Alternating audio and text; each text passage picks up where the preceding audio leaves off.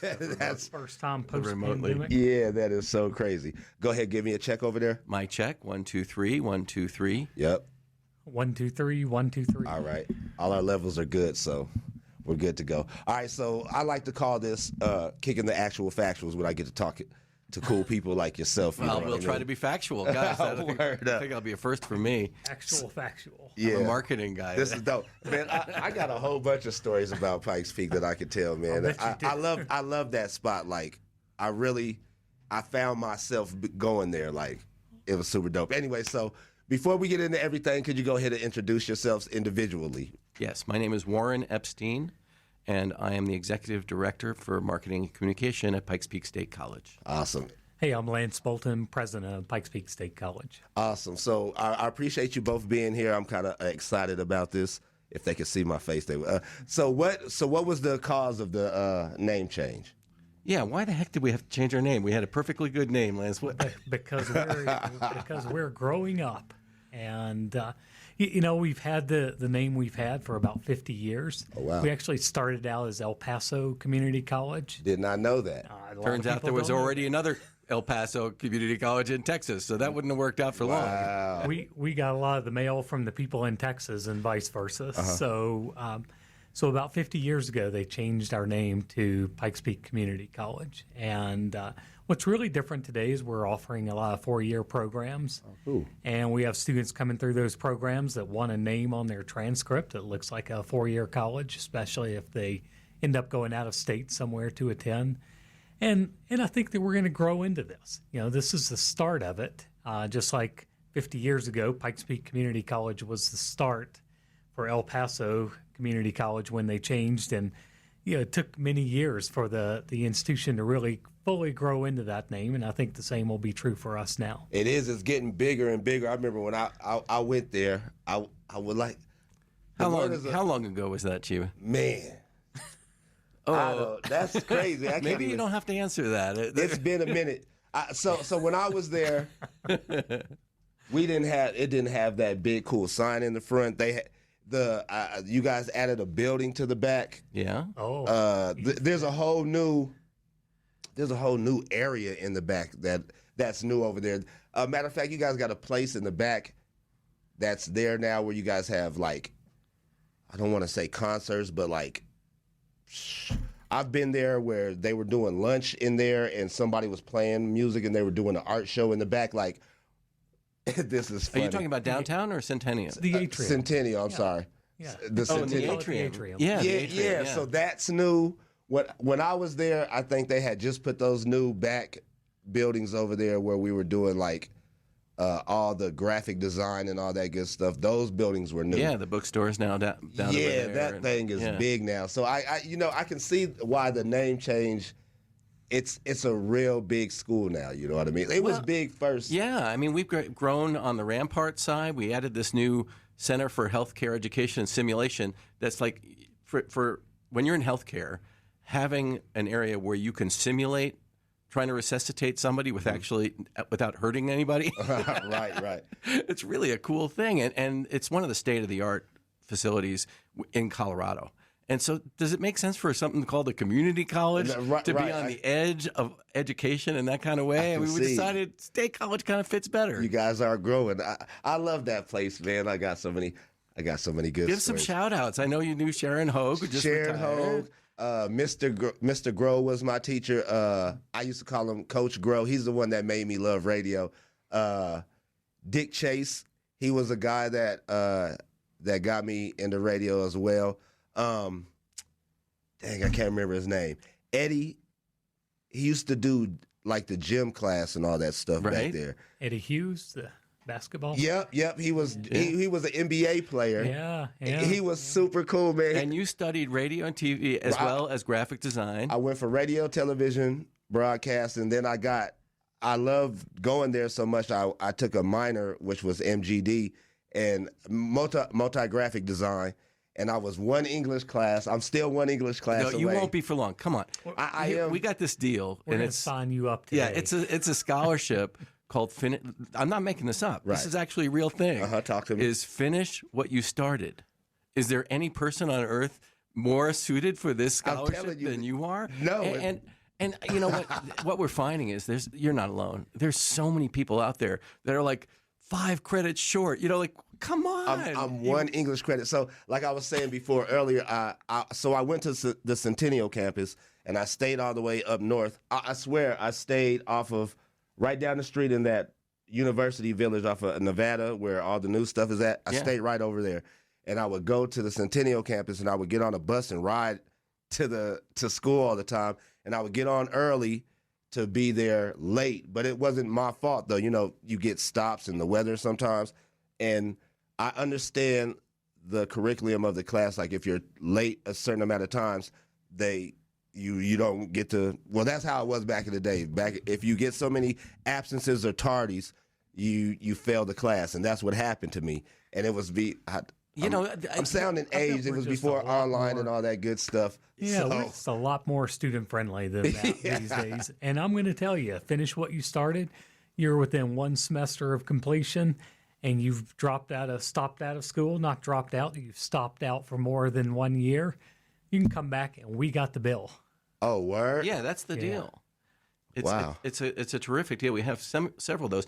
And one of the things I think that's really made a difference in the last 5 years or so is thinking it's not just about students in the classroom.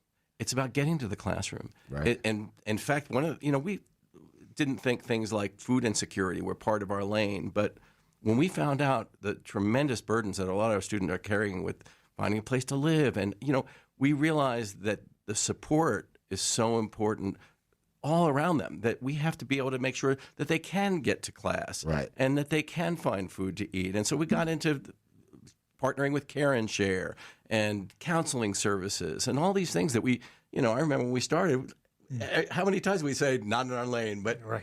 The lane moved. Whatever helps students stay in college, that's our lane. And this Finish What You Started program is using federal money from the pandemic that came to the state to help people go back to school and complete.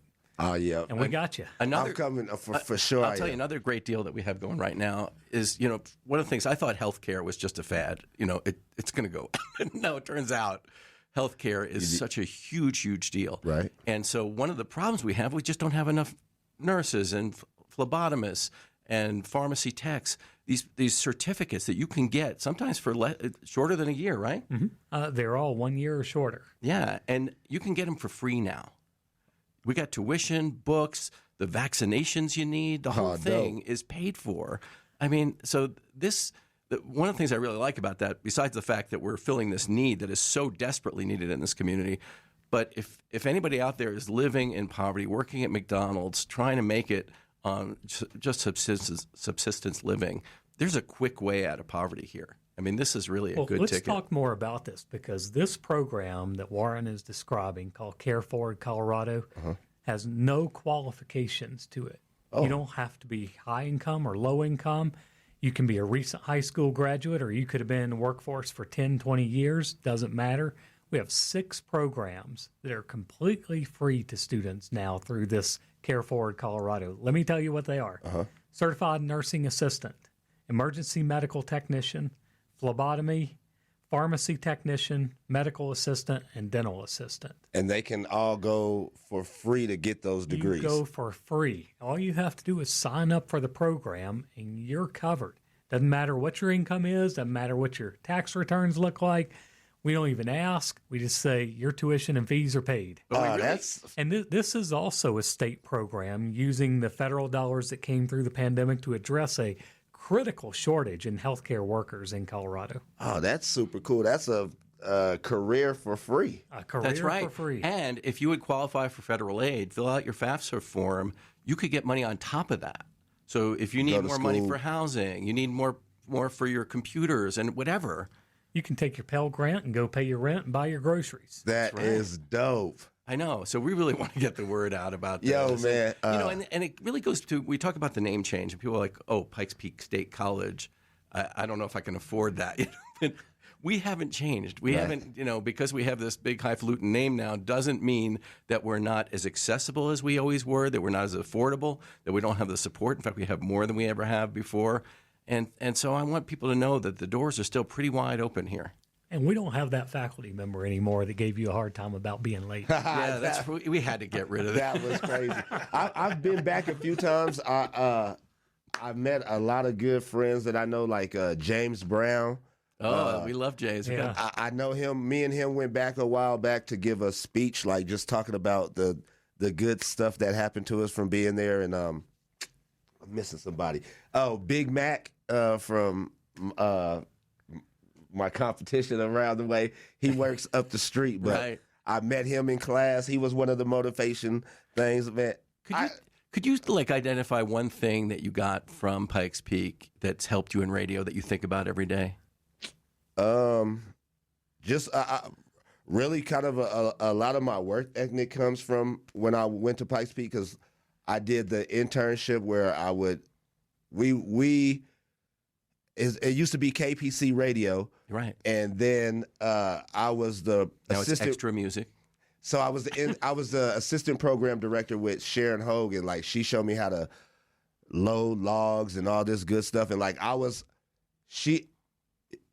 kind of in charge. She put me in charge of the radio station. That was one of my first like real big type of things to do. And then we got to, for a stint, me and a guy, man, I'm reminiscing in my head again. Me and my guy, cool. Maverick, she gave us the opportunity to turn the radio station into kind of like, we did a hip hop thing on maybe Fridays, the weekends. It was the hot spot. We turned the radio station and called it to the hot spot. So you had the beat going then. Kind of, sort of, and it was dope. Like work ethic, what I was saying, like we had to write all the music down by pen, write it on a sheet of paper, load it, give it to her, like make sure everything was on point. Lined like up. it was, Yeah. So it was. I learned. I had so much fun there. And the confidence you gain when somebody gives you that kind of responsibility, you're in charge, it's your game right now for the weekend. Yeah.